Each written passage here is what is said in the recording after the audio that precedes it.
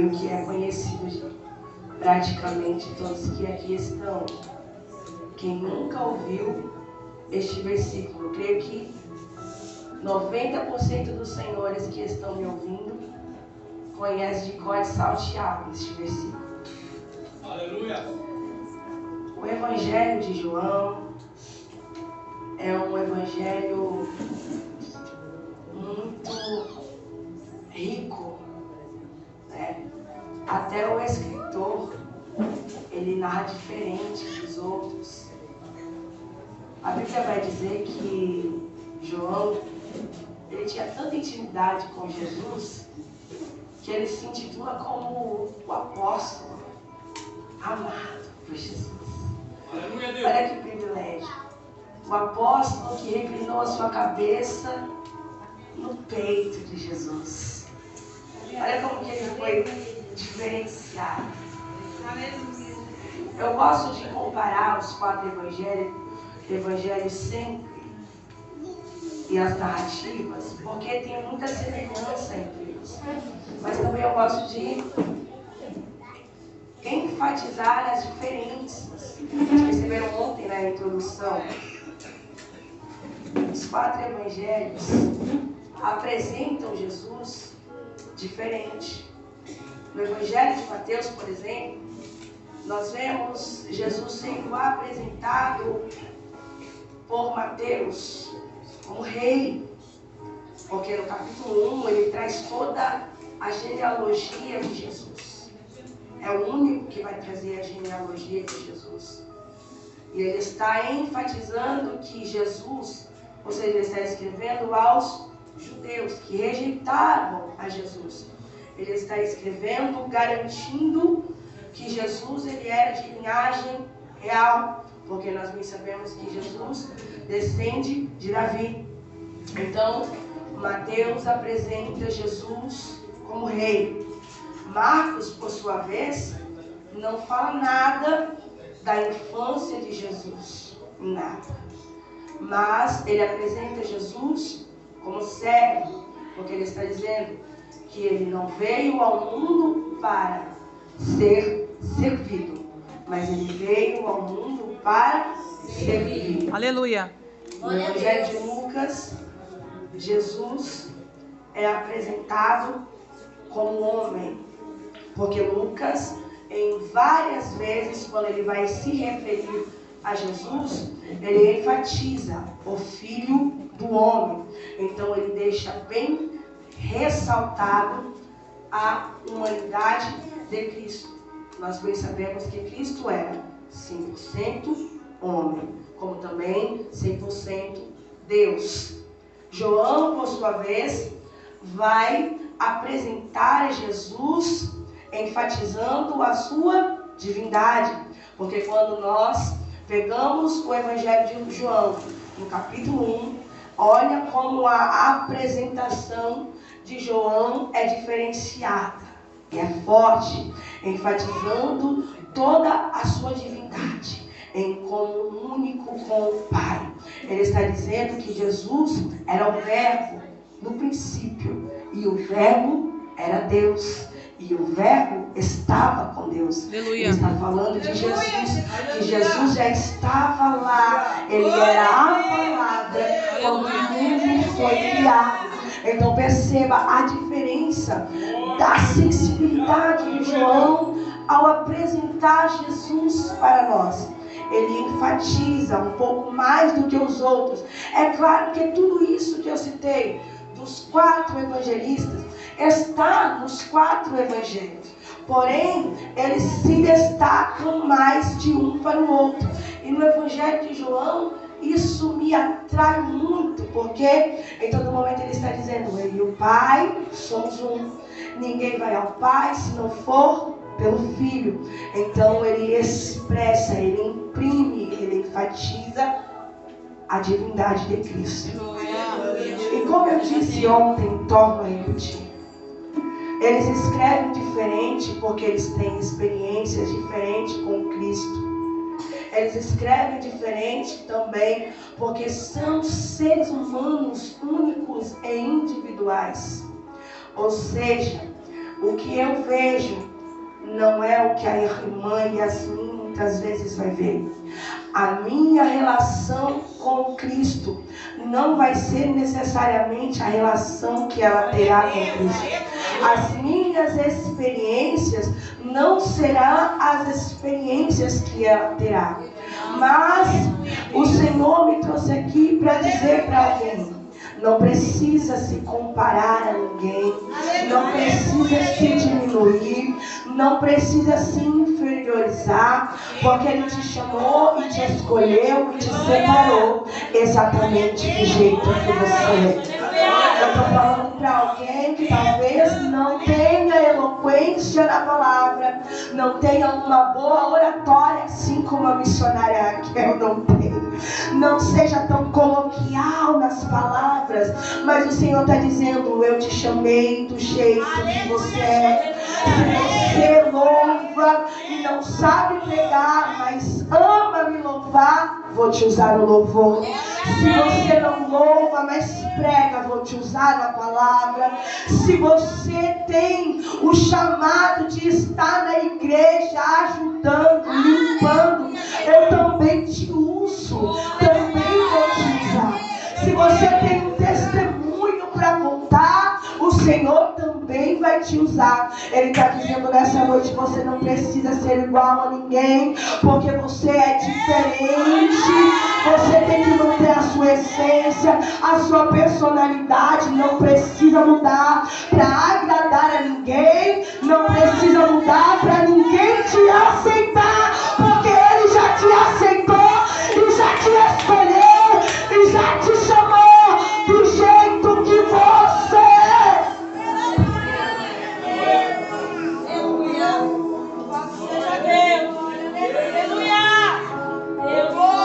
Existem pessoas que mudam o seu jeito de ser quando percebem que não são aceitas por outras pessoas. Aí o Senhor me trouxe aqui, não fazia parte da mensagem, mas o Senhor me manda e eu digo: do jeito que Ele mandar, eu vou entregar. O Senhor está dizendo: você é único, você é especial, eu te conheço. E você não precisa mudar o seu jeito para adaptar-se a locais e a ninguém. Glória a Deus. Não faça isso. Não perca a tua identidade porque outras pessoas não lhe entendem. O que importa, eu torno a repetir, é o que Ele pensa e o que Ele sabe de você. E João, escrevendo no capítulo 3, ele está nos afirmando qual era o propósito de Cristo. O propósito no qual Ele foi enviado pelo Pai. E o propósito de Cristo era nos trazer a salvação. Você leu comigo lá? Ele não veio ao mundo para condenar, mas Ele veio ao mundo para salvar. Então Ele veio com me ajuda, pelo amor de Deus, que eu estou sem voz. Ele veio com um propósito. E o propósito de Cristo era bom, sim ou não? Sim. Será que é bom, pastor? Salvar é bom? Era um bom propósito que o Pai deu para ele, não era? Era um bom propósito, igreja? Sim. Vou pregar bem calma, senão a voz não sai. Era um bom propósito. Só que você precisa entender que para que ele vivenciasse o propósito, que era muito, ele precisava passar por um processo. Aleluia. Ele precisava passar por um processo. O propósito que que ele foi enviado era maravilhoso, era bom. Ele veio para salvar-nos. Mas ele precisava passar por um processo. E o processo não era nada fácil, não era nada bom. O processo traria marcas que seriam irreversíveis. O processo traria dor, traria choro. E porque eu estou usando Jesus aqui, para que você entenda onde eu quero chegar. Porque nós somos imagem e semelhança. Aleluia, Deus. E em quem que nós temos que nos espelhar? Em quem que nós temos que nos afirmar e qual exemplo que nós devemos seguir? Não é o de Cristo? Aleluia. Tem muitas pessoas que são bacanas, são legais, são ótimas. E até mesmo dentro da Bíblia tem irmãos que tiveram experiências maravilhosas, mas nós não devemos imitar a nenhum deles. Nós devemos imitar a Cristo. Aleluia. E eu preciso que você entenda isso aqui. O propósito era bom, mas o processo era doloroso. O processo no qual Jesus teve que passar para obter a salvação para nós incluiu ele ser caluniado, incluiu ele ser afrontado por várias vezes.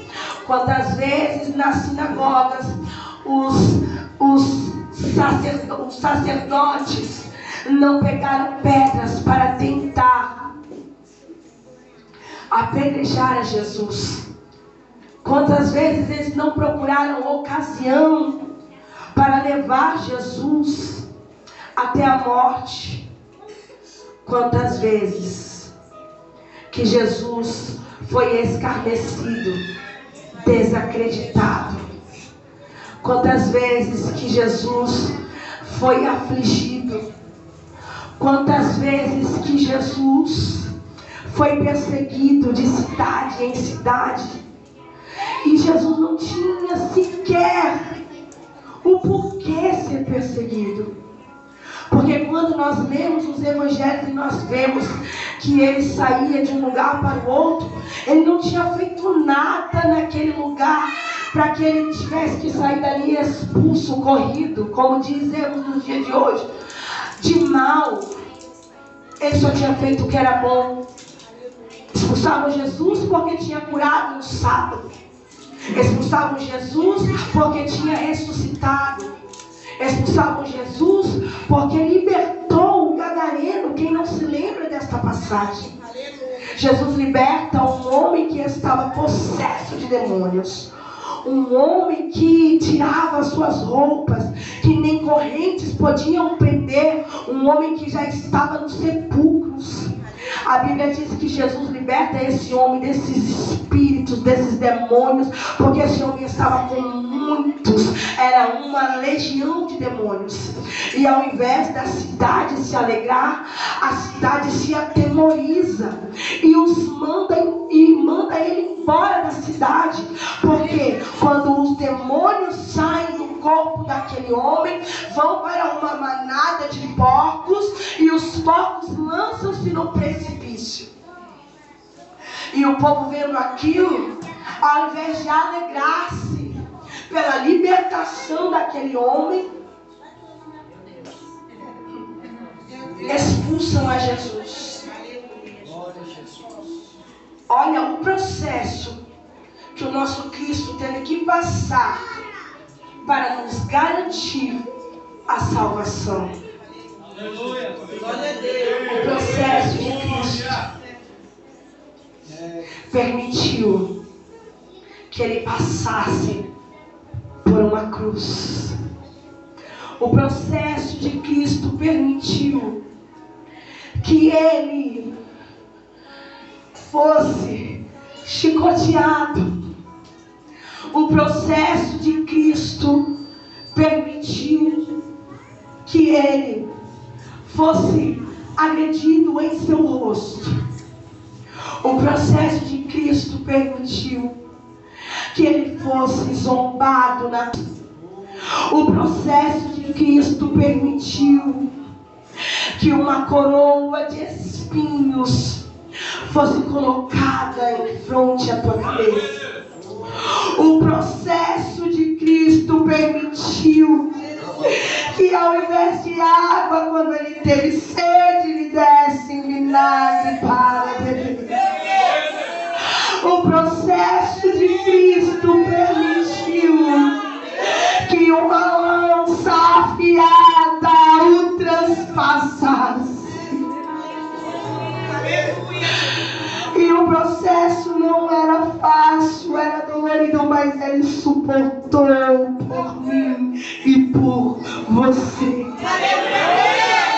Ele foi até o final. Quando ele sentiu medo, irmão, você está falando heresia? Não. Lá no livro de Mateus, no capítulo 26, Jesus está no Getsemane orando com seus discípulos.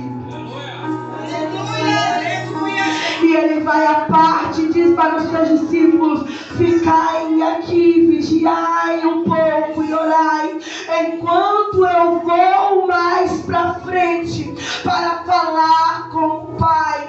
Ele já sabia que havia sido traído por quem comia na mesa junto com ele. Ele já sabia, pastor, tudo que estava predestinado a ele pelo Pai. Mesmo assim a alma dele estava aflita. E mesmo assim ele se perturbou, porque ele disse para o Pai: ah, papai, se possível for,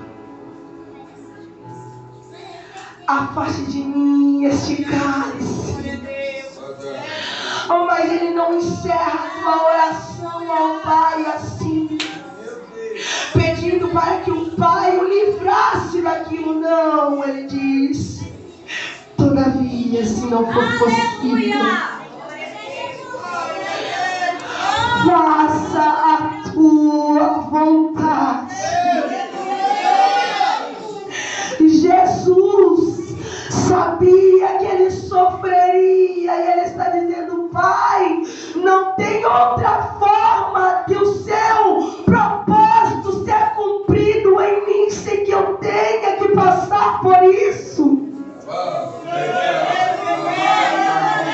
Quando ele está dizendo: Deus, se for possível, afasta de mim este cálice. Sabe o que ele está dizendo? Ele está dizendo: Deus, eu sei que tem um propósito para a minha vida, mas por favor, se for possível, deixa eu viver esse propósito sem ter que passar por tudo isso. Mas ele compreende que só vive propósito quem passa por um processo.